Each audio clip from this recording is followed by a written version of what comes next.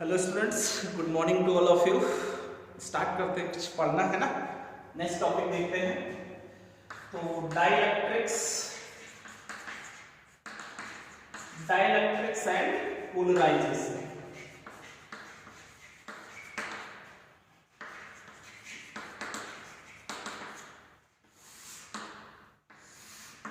ठीक है, तो आज फर्स्ट टॉपिक डिस्कस करते हैं। डाइलेक्ट्रिक्स क्या होते हैं, डाइलेक्ट्रिक्स एंड पोलराइजेशन। डाइलेक्ट्रिक्स का पोलराइजेशन कैसे करते हैं, डाइलेक्ट्रिक मटेरियल्स कैसे पोलराइज होते हैं, वो फिनोमेना डिस्कस करते हैं। तो डाइलेक्ट्रिक्स क्या है, सबसे पहले बात करते हैं डाइलेक्ट्रिक्स की।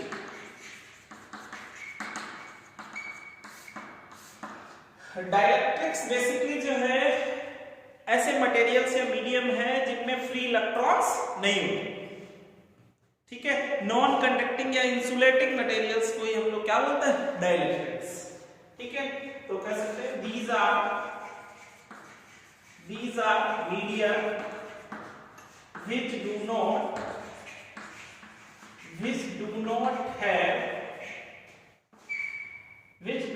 have any free electrons.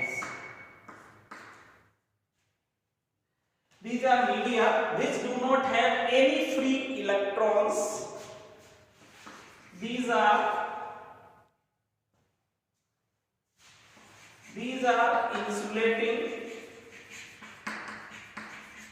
insulating, non-conducting materials.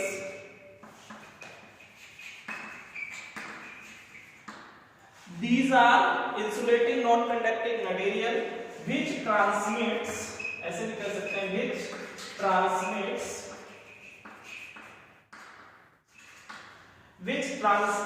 electrical effect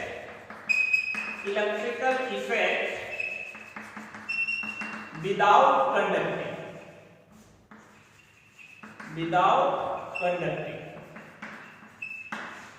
एक लाइन में डेफिनेशन ऐसे लिख सकते हैं, डाइलेक्ट्रिक्स आर नॉन कंडक्टिंग और insulating material which transmits electrical effect without conducting.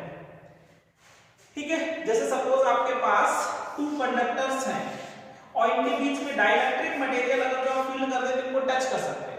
जैसे ये सपोज पॉजिटिव है, ये कैसा है, नेगेटिव है, और ये डाइलेक्ट्रिक मटेरियल है, तो इनको टच भी कर देंगे ना तो भी इसका चार्ज इधर ट्रांसफर नहीं होगा, लेकिन इस नेगेटिव चार्ज की वजह से इसका पोटेंशियल क्या होगा, कम होगा।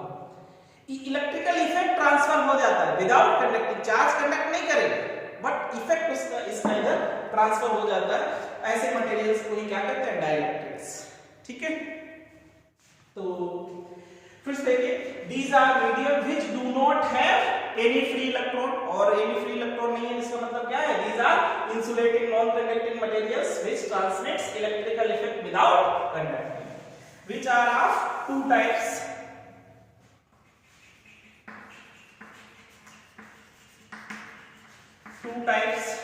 दो टाइप के होते हैं। First, non polar dielectrics.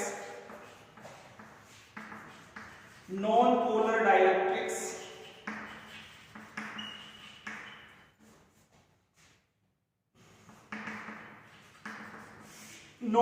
Dielectrics और पोलर। नॉन पोलर डाइलेक्ट्रिक्स क्या होते हैं, कह सकते हो मीडियम इन विच आइटम्स, ठीक है, ऐसा मीडियम जिसके आइटम्स का कोई डाइपोल मोमेंट नहीं होता। Items are not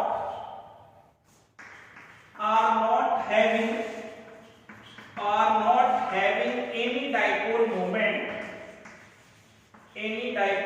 moment, medium in which atoms are not having any dipole moment, but on applying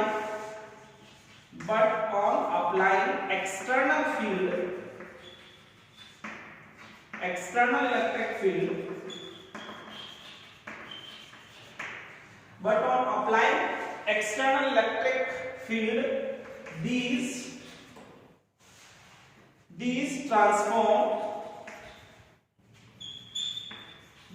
transform into dipoles. these transforms into dipoles। ठीक है, तो ऐसे मीडियम जिनके आइटम जो होते हैं ना उनका कोई परमानेंट डाइपोल मोमेंट इनिशियली नहीं होता। क्यों? क्योंकि इनके पॉजिटिव चार्ज और नेगेटिव चार्ज का सेंटर क्या होता है? सेम। ऐसा होता है जैसे ये पॉजिटिव न्यूक्लियस है, पॉजिटिव, और इलेक्ट्रॉन इसके क्या करते हैं? चारों तरफ रिवॉल्व करते हैं ऐसे, है ना। लेकिन तो नेगेटिव चार्ज का भी सेंटर यही है, पॉजिटिव चार्ज का भी सेंटर यही है, तो डाइपोल मोमेंट क्या होगा? जीरो। डाइपोल मोमेंट क्या होता है? Dipole moment is the product of charge into distance between the centres of the charges. और इसमें दोनों का सेंटर क्या होता है? सेम। पॉजिटिव चार्ज का सेंटर जहां पे, नेगेटिव चार्ज का सेंटर, दोनों का सेंटर क्या होता है? कॉमन होता है, कॉमन सेंटर, है ना।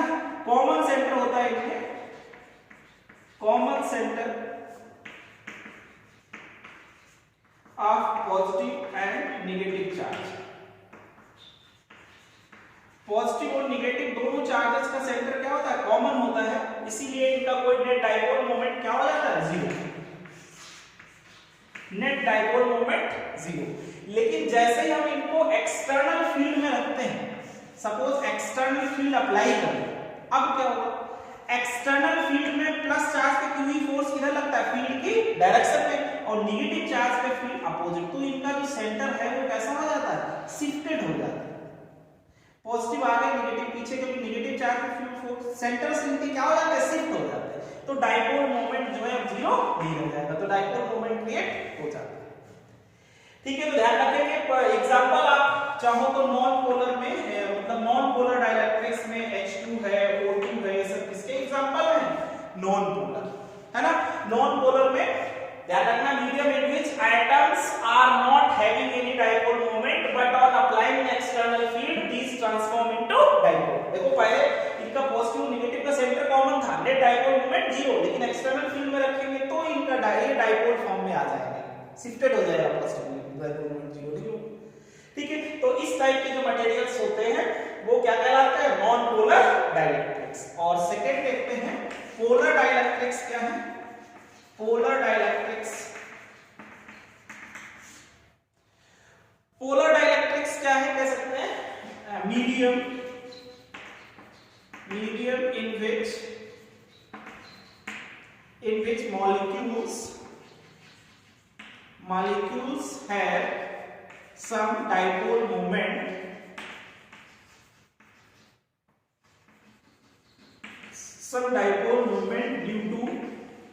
due to ionic bond or polar covalent bond। polar covalent bonds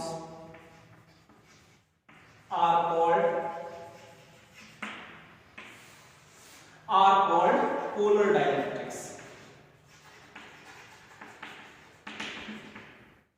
example में आपके पास HCl, H प्लस और Cl माइनस, है ना, और शिफ्टेड होते हैं तो इनमें परमानेंट डाइपोल मोमेंट होता है। HCl है, H2O है, समझ लेना सब किसके एग्जाम्पल है? Polar dielectrics. पोलर डाइलेक्ट्रिक्स में डाइपोल मोमेंट है पहले से, ठीक है, but in the absence of electric field, जब तक इनको हम एक्सटर्नल फील्ड में नहीं रखते तब तक ये जो डाइपोल है इनके पास ये रैंडमली ओरिएंटेड होता है, नेट डाइपोल, है ना। तो जब तक हम इनमें क्या नहीं करते, जब ये फिर से देखिए, पोलर डाइलेक्ट्रिक्स क्या है? Medium in which molecules have dipole moment, molecules के पास डाइपोल मोमेंट होता है, इसमें +2 इसमें -2, समझ रहे हैं? तो इनमें डाइपोल मोमेंट होता ही, इसमें भी डाइपोल मोमेंट है, इसमें भी डाइपोल मोमेंट है, लेकिन जब तक हम इनको एक्सटर्नल फील्ड में नहीं रखते हैं डाइपोल रैंडमली ओरिएंटेड होते हैं, नेट डाइपोल मोमेंट क्या होता है? जीरो। और जैसे एक्सटर्नल फील्ड में रखते हैं तो अलाइन हो जाते हैं डाइपोल किसकी डायरेक्शन में? फील्ड की डायरेक्शन में, और डाइपोल मोमेंट डेवलप हो जाता है। In absence of external field, these dipoles are randomly oriented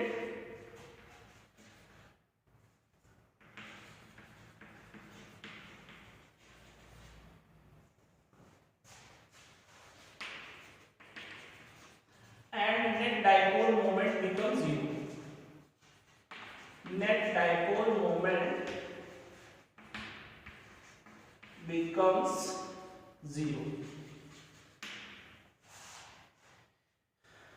On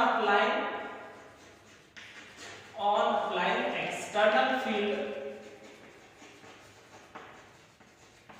dipoles are aligned. Dipoles are aligned up in the direction of field. In the direction of field. So substance has finite dipole moment. Finite dipole moment.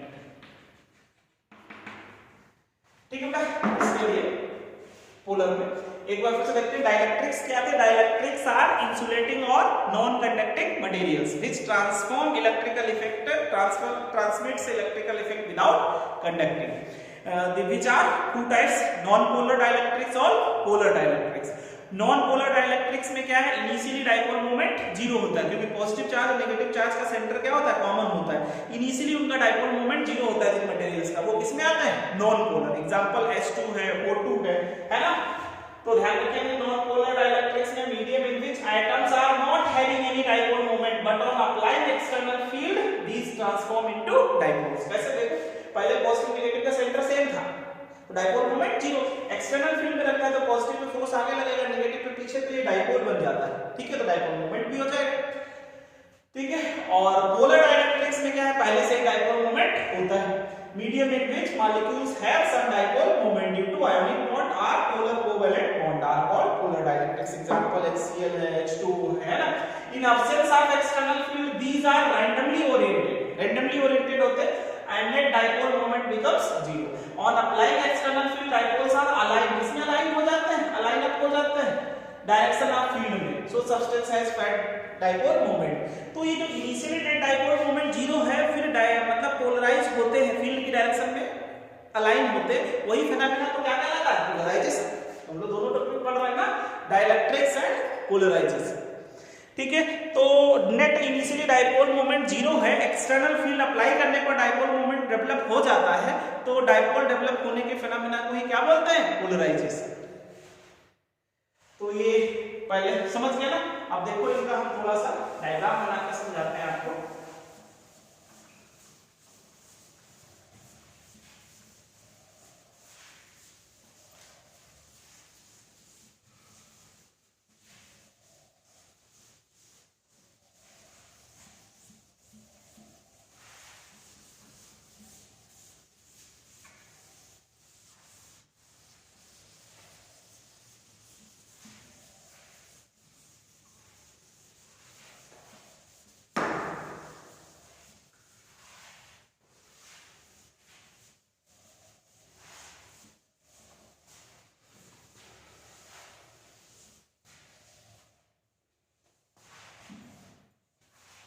ठीक है, देखिए बेटा, जैसे non polar में क्या है, non polar dielectrics,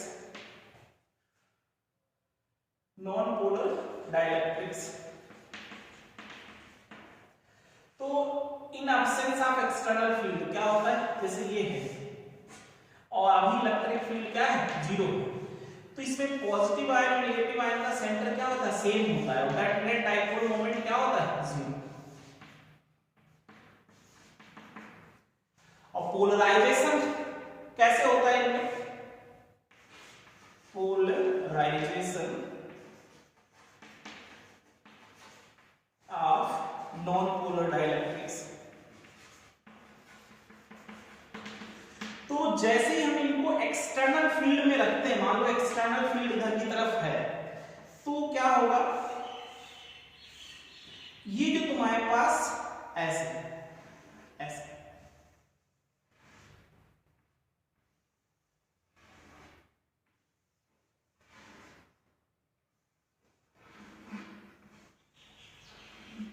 है ना, इधर कौन सा शिफ्ट हो जाएगा, पॉजिटिव चार्ज फील्ड की डायरेक्शन में फोर्स लगेगा, इधर नेगेटिव नेगेटिव, इधर पॉजिटिव, इधर पॉजिटिव, इधर पॉजिटिव, इधर negative, negative positive, negative positive, negative, ऐसे हर एक डायपोल का सेंटर कॉमन था, नेट डायपोल मोमेंट कितना था, 0 था।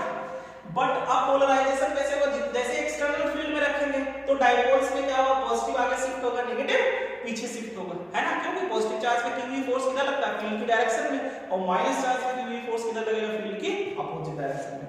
तो ये ऐसे, तो धीरे धीरे क्या हो जाएगा, ये सरफेस जो है इसका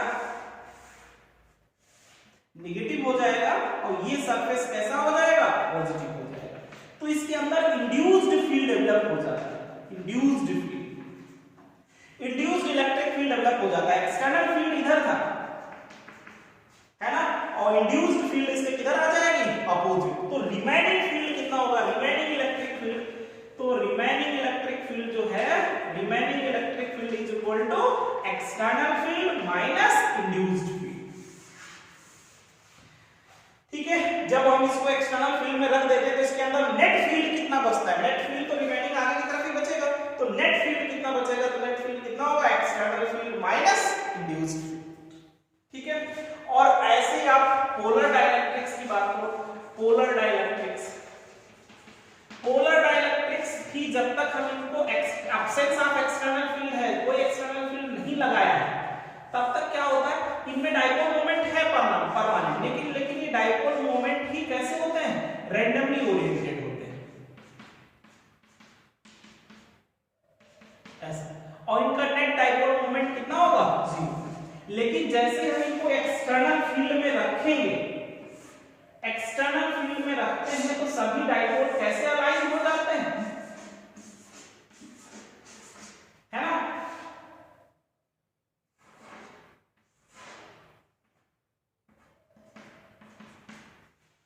तो आप जैसे ही एक्सटर्नल फील्ड में रखेंगे तो सभी डाइपोल ऐसे अलाइन हो जाएंगे, फील्ड की डायरेक्शन में डाइपोल मोमेंट डेवलप हो जाएगा। तो इनमें भी वैसे ही होगा, ये सरफेस कैसी हो जाएगी, नेगेटिव, और ये सरफेस कैसा हो जाएगा, पॉजिटिव। तो इनके अंदर भी इंड्यूस्ड इलेक्ट्रिक फील्ड डेवलप हो जाएगा।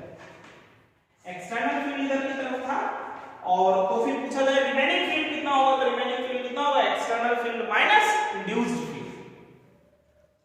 तो समझ गए ना, नॉन पोलर में भी इनिशियली डाइपोल मोमेंट 0 है, पोलर में भी डाइपोल मोमेंट होता है हर एक डाइपोल का, लेकिन रैंडमली ओरिएंटेड होते हैं जब तक फील्ड में नहीं, एक्सटर्नल फील्ड में नहीं रखते हैं, डाइपोल मोमेंट इनिशियली क्या होगा, 0। इसमें सब अलाइन हो जाते हैं फील्ड की डायरेक्शन में, इसलिए पोलराइजेशन होता है, और इसमें डाइपोल फॉर्म में बन जाते हैं एक्सटर्नल फील्ड में रखने पर, इसलिए पोलराइजेशन होता है।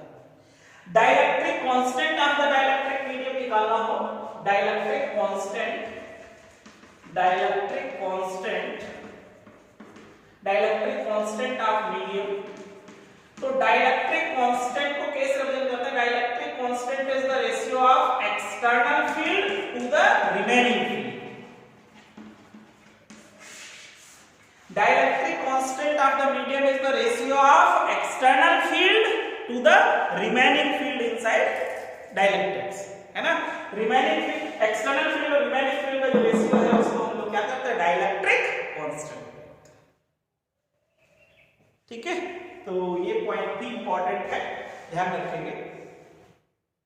अभी कितना चार्ज इंड्यूस होता है, कैसे इंड्यूस होता है, समझ आया ना, तो क्लियर हुआ होगा, पोलर भी, नॉन पोलर भी और पोलर भी।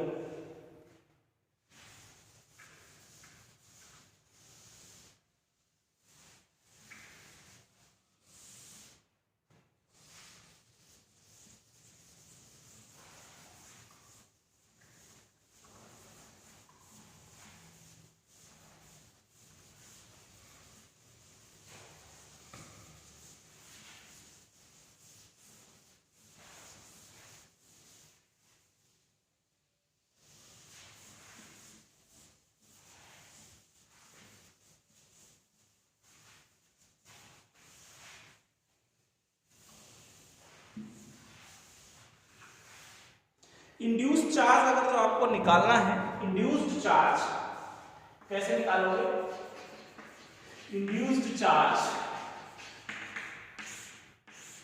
जैसे सपोज आपके पास 2 पॉजिटिव प्लेट है, प्लस पॉजिटिव प्लेट है इस पे प्लस क्यू चार्ज है और इस पे माइनस क्यू चार्ज है ना। अब बीच में आपने कोई डाइलेक्ट्रिक मटेरियल प्लेस्ड किया, डाइलेक्ट्रिक मटेरियल पूरे में रख दिया जिसका डाइलेक्ट्रिक कांस्टेंट के है, डाइलेक्ट्रिक मीडियम। तो डाइलेक्ट्रिक मीडियम में चार्ज क्या होगा, इंड्यूस हो, है ना। तो कैसा बनेगा ये पॉजिटिव प्लेट था प्लस ये माइनस नेगेटिव प्लेट है माइनस क्यू, और इसमें क्या होगा, ये सरफेस पे कैसा चार्ज इंड्यूस हो जाएगा, माइनस चार्ज इंड्यूस होगा, मान लो इंड्यूस चार्ज, और इधर charge positive charge induce, negative induce charge और ये पॉजिटिव इंड्यूस चार्ज।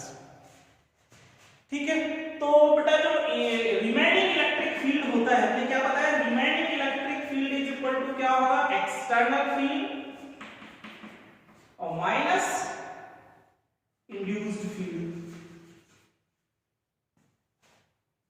ठीक है, अब जैसे आपके पास ये दोनों पॉजिटिव प्लेट थी, ये प्लस प्लेट है और ये माइनस है, तो प्लस क्यू और माइनस क्यू इसके बीच में भी इलेक्ट्रिक फील्ड होता था ना, दोनों प्लेट्स के बीच में इलेक्ट्रिक फील्ड कितना होता था, sigma by epsilon naught. Sigma कितना हो जाता था, q upon epsilon naught. Sigma की जगह पे q by a, sigma is equal to q by a होता था ना, तो q by a epsilon naught external field था इसका मतलब। और जब डाइलेक्ट्रिक मटेरियल फील्ड कर देते हैं तो इलेक्ट्रिक फील्ड नेट कितना आ जाता है, net electric field remaining Q upon के एप्सिलॉन नॉट ए हो जाता है ना। तो रिमेनिंग लिख लेंगे क्यू अपॉन के एप्सिलॉन नॉट ए। अरे समझ गए थे ना भाई, एयर में कितना फोर्स होता था, 1/4 pi epsilon not q1 q2 by r square, और डाइलेक्ट्रिक मटेरियल में 1/4 पाई एप्सिलॉन नॉट के, नीचे के भी आता था ना, तो डाइलेक्ट्रिक मटेरियल में तो के रहेगा नीचे, तो रिमेनिंग और एक्सटर्नल कितना होगा, q upon epsilon naught a minus induce किसकी वजह से होगा, induce charge by epsilon naught a। तो इंड्यूस्ड वाला अगर तो आप निकाल लो, q induced by epsilon naught a is equal to q upon epsilon naught a minus q upon k epsilon naught a। तो इंड्यूस चार्ज निकालने का फार्मूला आ जाएगा q और 1 माइनस 1 बाय k, ये इंड्यूस चार्ज निकालने का फार्मूला। और ये तो आपको पता ही है, अगर इधर नेगेटिव प्लेट है तो इधर कैसा इंड्यूस होगा, ये पॉजिटिव प्लेट है तो नेगेटिव इंड्यूस होगा, और नेगेटिव है तो पॉजिटिव इंड्यूस होगा। ठीक है, तो इंड्यूस चार्ज निकालना है तो वैसे तो माइनस लिख सकते हो, इंड्यूस चार्ज माइनस q और 1 माइनस 1 बाय k। माइनस किसकी वजह से, क्योंकि अपोजिट इंड्यूस होता है, अपोजिट इंड्यूस होता है तो इंड्यूस चार्ज निकालना है। तो जैसे इधर प्लस q चार्ज है तो इधर कितना चार्ज इंड्यूस होगा, तो minus q 1 minus 1 by k। k क्या है, dielectric constant of the medium, dielectric constant of the medium, dielectric constant of medium. ठीक है, अगर वो कंडक्टिंग मटेरियल है तो k कितना हो जाता है, इंफिनिटी। फॉर कंडक्टिंग मटेरियल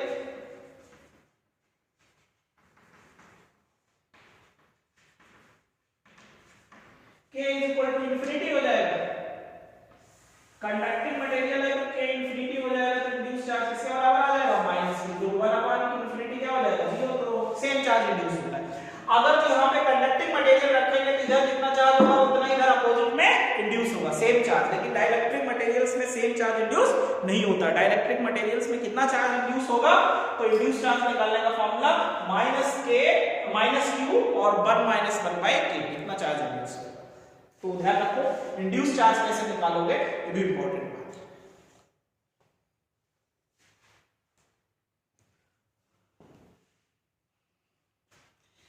ठीक है, अब हम लोग थोड़ा कैपेसिटर की बात करेंगे, कैपेसिटर कैसे बनता है ना। दो कंडक्टर्स का कॉम्बिनेशन होता है कैपेसिटर, तो कैसे कैपेसिटेंस, सबसे पहले कैपेसिटेंस ऑफ कंडक्टर पढ़ते हैं, फिर कैपेसिटर फॉर्म करने की बात करते हैं।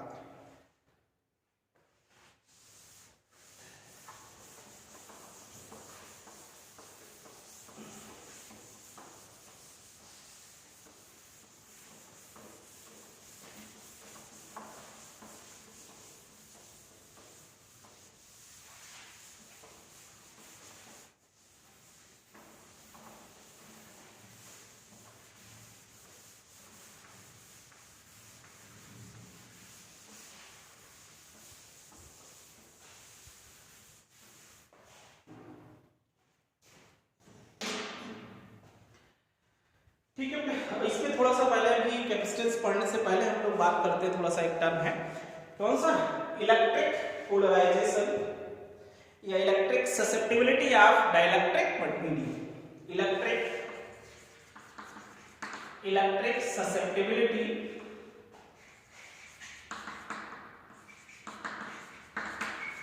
Electric susceptibility of dielectric medium.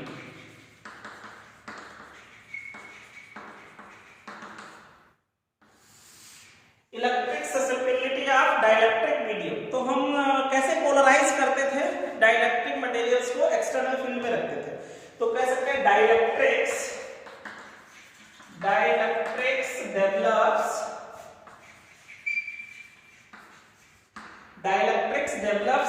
Dipole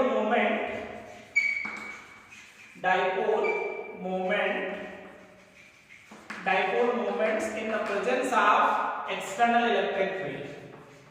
In the presence of external field, dielectrics develops external dipole moment in the presence of electric field. The dipole moment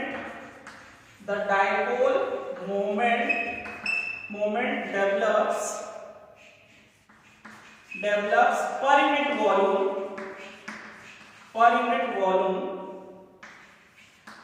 volume is called polarization.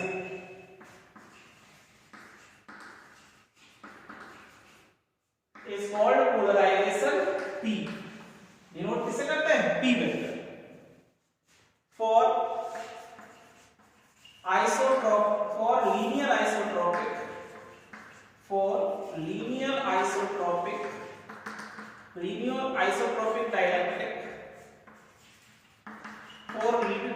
isotropic dielectric polarization directly proportional to किसके, electric field. तो proportional का sign हटाने के लिए हम लोग काई use करते हैं, इसी को कहते हैं, ये जो रेयर काई इज कांस्टेंट, इसी को हम लोग कहते हैं characteristics of dielectrics.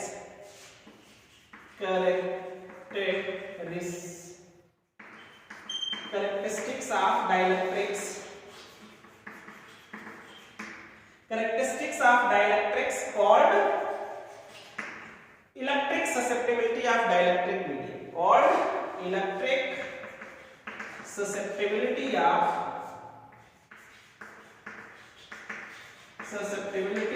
dielectric medium।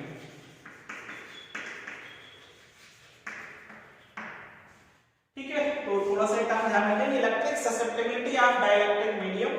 तो क्या बताएंगे, डाइलेक्ट्रिक मीडियम को हम लोग एक्सटर्नल फील्ड में रखते हैं तो डाइपोल मोमेंट डेवलप होता था। पहले तो एब्सेंस ऑफ इलेक्ट्रिक फील्ड में डाइपोल मोमेंट क्या होता था, जीरो, दोनों का, पोलर का भी और नॉन पोलर का भी। तो जब एक्सटर्नल फील्ड में रखते हैं तो डाइपोल मोमेंट डेवलप होता है। तो dipole moment per unit volume को ही क्या कहते हैं, पोलराइजेशन। और पोलराइजेशन और इलेक्ट्रिक फील्ड के रेशियो को कहते हैं ससेप्टिबिलिटी। तो इलेक्ट्रिक ससेप्टिबिलिटी ऑफ, ध्यान रखना, ratio of polarisation to the क्या, इलेक्ट्रिक फील्ड। ठीक है, तो कभी यूनिट भी पूछता है तो भी ध्यान रखना।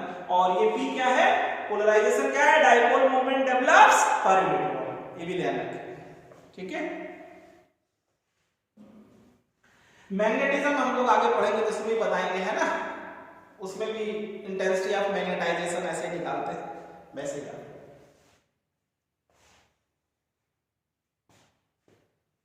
ठीक है,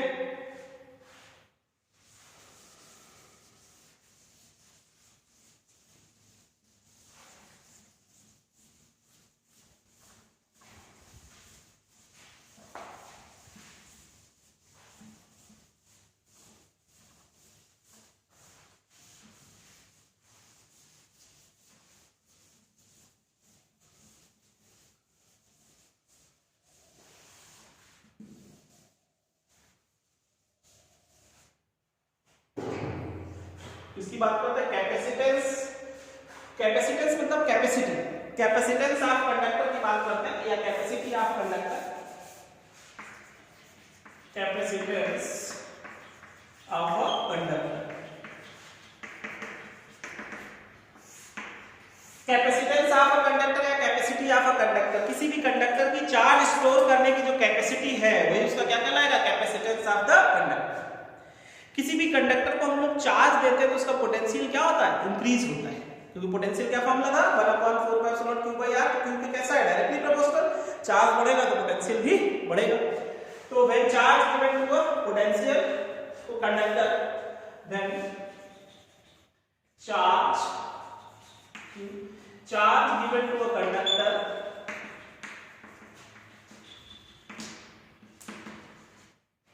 when charge given to a conductor its potential rises.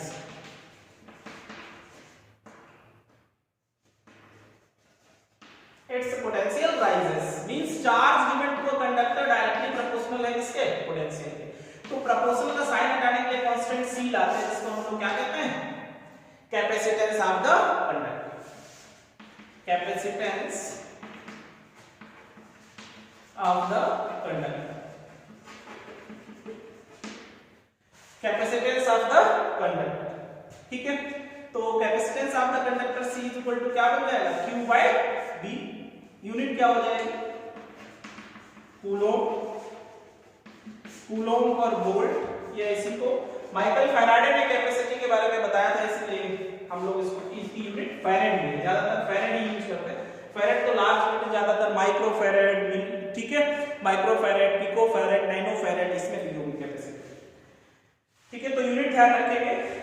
और डायमेंशन की बात की जाए तो डायमेंशन भी निकाल सकते हैं, कूलोम, ठीक है। और वोल्ट को क्या लिख सकते थे, B इक्वल टू क्या होता था बताओ, B इक्वल टू W/Q था ना, जूल पर कूलोम, वोल्ट की यूनिट। तो इसको हम लोग कूलोम बाय इसको जूल पर कूलोम, तो कूलोम स्क्वायर बन गया। तो समझ गए ना, जूल पर कूलोम यहाँ लिखेंगे ना, वोल्ट की जगह पे जूल पर कूलोम, तो कूलोम ऊपर आ जाएगा। तो कूलोम स्क्वायर मतलब a स्क्वायर t स्क्वायर और बाय ml2t-2। तो क्या डायमेंशन कैपेसिटेंस की आती है, m-1 l-2 t4 और a स्क्वायर, उसका है कैपेसिटेंस की डायमेंशन, ठीक है। तो यूनिट ध्यान रखिए, डायमेंशन याद है। अगर हम C B equal to 1 volt ले तो C किसके इक्वल आ जाएगा, तो डेफिनेशन क्या बता सकते हैं, capacitance of the conductor is equal to the किसके इक्वल, charge required to rise the potential of a conductor by 1 volt. किसी भी कंडक्टर का 1 वोल्ट पोटेंशियल राइज करने के लिए जितना चार्ज रिक्वायर्ड है वही उसकी क्या कहलाती है, capacity, capacitance of the capacitance of the conductor is equal to the charge required to rise the potential of a conductor by 1 volt, ठीक है। डेफिनेशन दे सकते हो, capacitance of the conductor, capacitance of a conductor is equal to the charge required to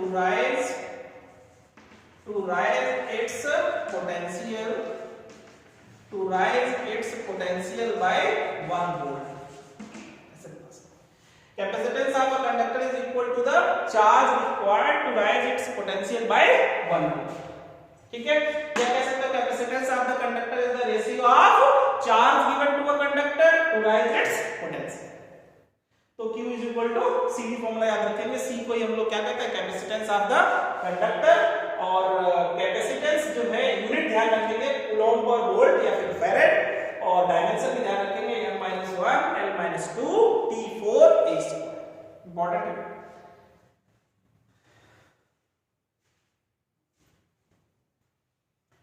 ठीक है, अब हम लोग बात करते हैं capacitance of a spherical conductor.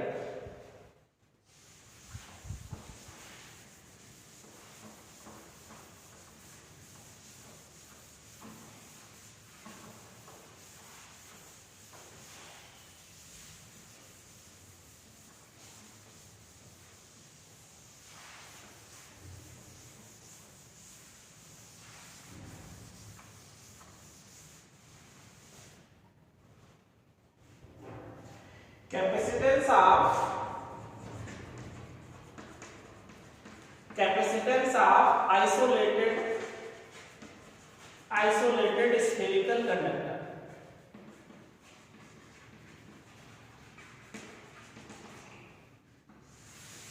Capacitance of isolated spherical conductor. Isolated समझ लो, कुछ अदर की बात नहीं करते, कोई आइसोलेटेड स्फेरिकल कंडक्टर है और इसका रेडियस कैपिटल R, और सपोज हमने इसको प्लस Q चार्ज दिया, तो जो भी चार्ज हम इसको देते हैं वो कहां रहता है, सरफेस पे। Conductor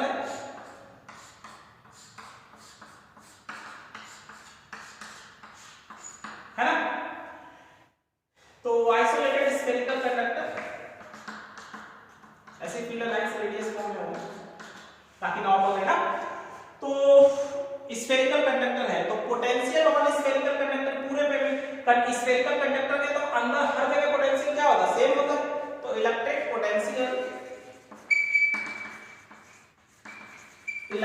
potential on spherical conductor,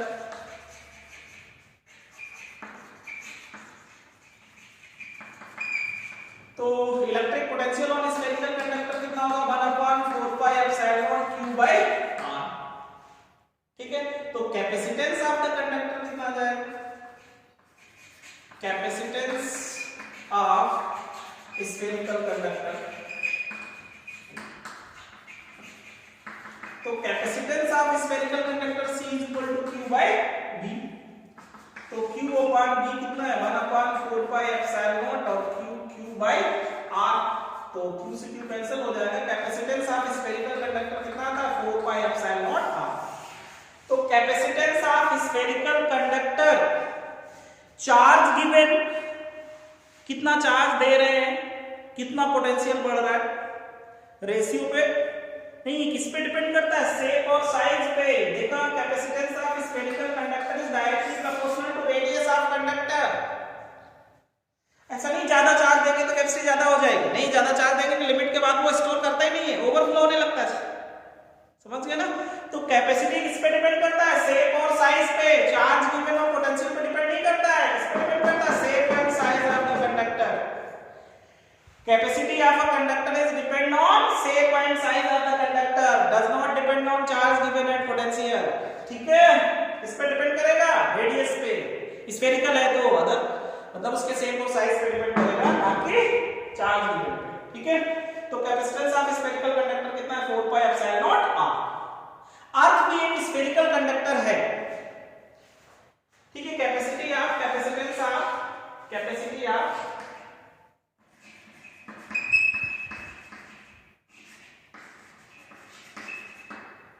अर्थ, तो अर्थ के लिए अगर हम कैपेसिटी निकालेंगे तो 4πε0R, तो ये 1/9 × 10⁹ और रेडियस 6.4 × 10⁶। सॉल्व करते हैं तो 711 माइक्रोफैराड आएगा, 711 माइक्रोफैराड। ये थ्योरेटिकल है, प्रैक्टिकल वैल्यू कहा जाए तो practical value capacity of capacitance of earth, तो कैपेसिटेंस ऑफ अर्थ C कितना होता है, इंफिनिटी। क्यों, क्योंकि पोटेंशियल कितना होता है, 0।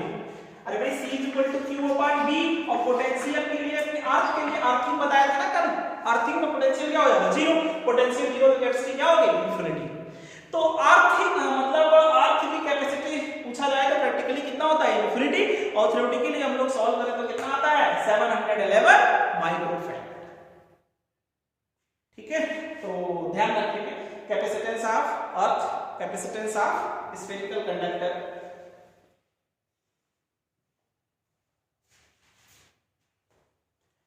अच्छा, किसी भी कंडक्टर को चार्ज करते थे, थोड़ा सा ये समझ आ गया ना, capacitance of spherical conductor depend on shape and size of the conductor, does not depend on charge given and potential, ध्यान रखना।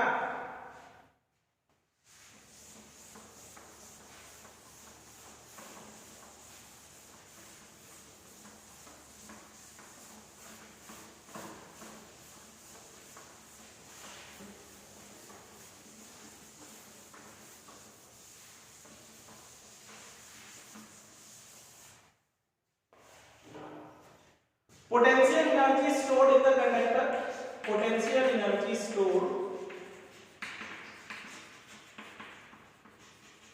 in the conductor